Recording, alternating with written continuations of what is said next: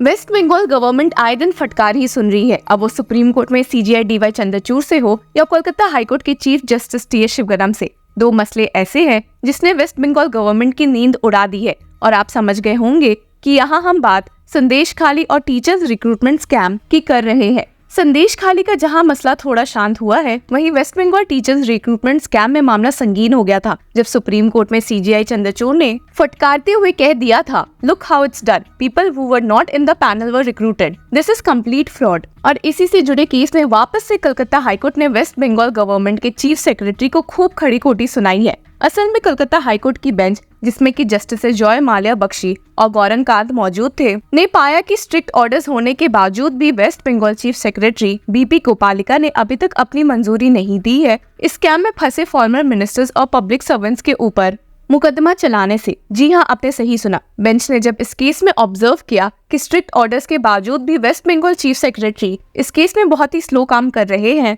और ऐसा प्रतीत भी हो रहा है कि वे इसे जानबूझकर डिले करना चाह रहे हैं, तो बेंच ने साफ साफ कह दिया कि उन्हें बीपी गोपालिका के खिलाफ कंटेम्प्ट प्रोसीडिंग स्टार्ट करनी ही पड़ेंगी। Bench stated, You are compelling us to pass a harsh order. It is extremely unfair and perhaps in clear violation of our orders. It is a willful delay which is being engineered by you. You are only inviting contempt. It is a litigator's strategy. यही नहीं बल्कि जब secretary के ओर से मौजूद होकर advocate general किशोर दत्ता ने Calcutta high court bench को बताया कि वे इस केस में 7 हफ्तों का टाइम मांग रहे हैं, तो बेंच आग बबूला हो गई और फटकारते हुए कहा, What is the chief secretary going to look into? They accused were public servants. There is no doubt. There is an allegation of corruption and a charge sheet is filed. What else will he look into? The roadblock in the instant case is the sanction by the state, as even the governor has given sanction. मामला यहाँ और खराब हो गया जब bench ने यहाँ तक कह दिया कि चीफ सेक्रेटरी अगर इस केस में सैंक्शन नहीं भी देते हैं तो उन्हें इतनी हैरानी नहीं होगी। जी हाँ, आपने सही सुना।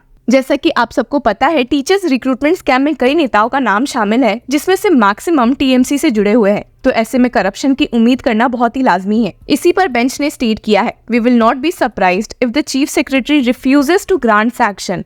We see that you are too powerful to subvert the administration of justice. This is an institutional conspiracy.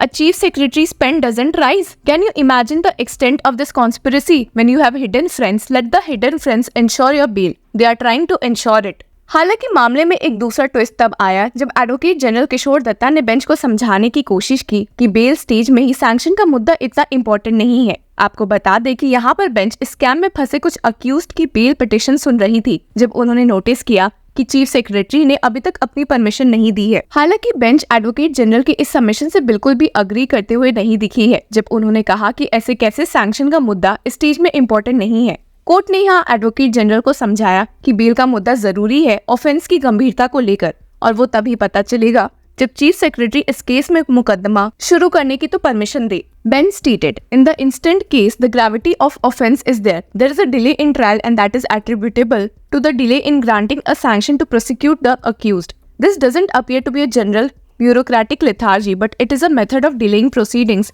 and lack of cooperation. What is important for us to see is what factor is hindering the smooth functioning of the administration of justice. और bench ने इस बात पर भी जोर दिया कि यहाँ पर मामला काफी अर्जेंट है, इसलिए भी क्योंकि ये केस पिछले कई सालों से डिले चल रहा है, तो जितनी जल्दी चीफ सेक्रेटरी इस मामले में अपना फैसला दे उतना बेहतर होगा। And stated, if the Advocate General of the state has been unable to infuse a sense of urgency in the highest public servant in the state administration, we are constrained to observe that this has been a willful effort not only to violate our orders but subvert the administration of criminal justice. The sanctioning authority cannot hold the prosecution to ransom. This is a very serious matter. Bench ने यहाँ धमकी देते हुए कहा भी कि अगर chief secretary एक फैसले पर जल्दी नहीं आते हैं तो बेंच यहाँ पर article 227 of the Indian constitution को इन्वोक करती है and could supervise any pending proceedings. The bench stated, these are very serious matters. Today an accused has to be enlarged on bail or not is definitely the matter before us.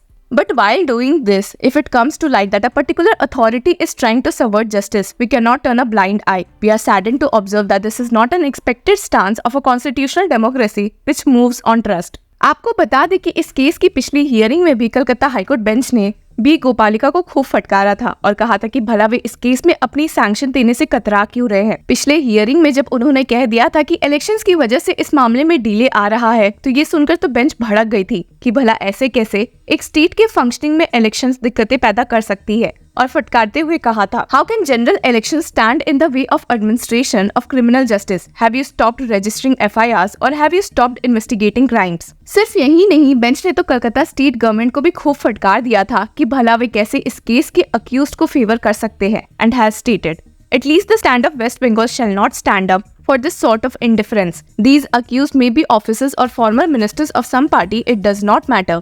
We all need to uphold the rule of law and everyone has to be made accountable for their deeds. Bench ने chief secretary Gopalika को फटकारते हुए ये भी कह दिया था कि उन्होंने इस केस में अपना दिमाग बिल्कुल भी नहीं लगाया है और मामले को काफी डिले किया है. Bench has stated, we are left to wonder why the highest civil servant of the state has not discharged his bounden statutory duties in a prompt manner, resulting in an undesirable hiatus to the progress of the prosecution in cases involving deep-rooted corruption in the high offices of the state. Chief secretary को समझाते हुए bench ने कहा कि इस मामले में उन्हें एक इंडिपेंडेंट फैसला देना काफी जरूरी है, इसके बावजूद भी कि उनके ऊपर स्टेट गवर्नमेंट का फोर्स आ रहा है, क्योंकि ये उनकी ड्यूटी है. इस बारे में स्टेट करते हुए बेंच ने कहा था, The chief secretary has to take this decision independently, even if his decision makes him unpopular to the political executive. This is his duty. Every one of us is required to take independent, strong, and perhaps palatable decisions. That is the rule of law.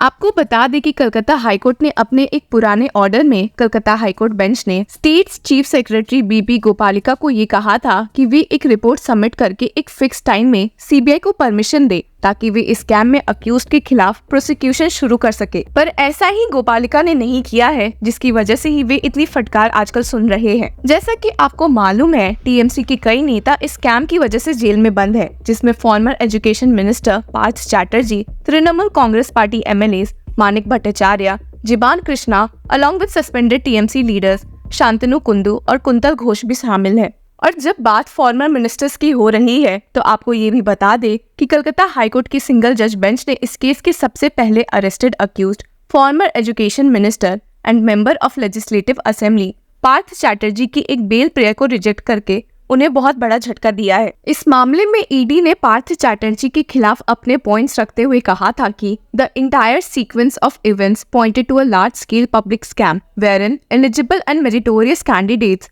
were denied the opportunity of being appointed as school teachers and eligible, below-ranked and even failed candidates were wrongly recommended and illegally appointed as teachers. अब देखना ये होगा कि क्या आने वाले दिनों में कलकत्ता हाईकोर्ट इस केस से जुड़े और कौन से फैसले ले सकती है. Till then, keep following Law Chakra.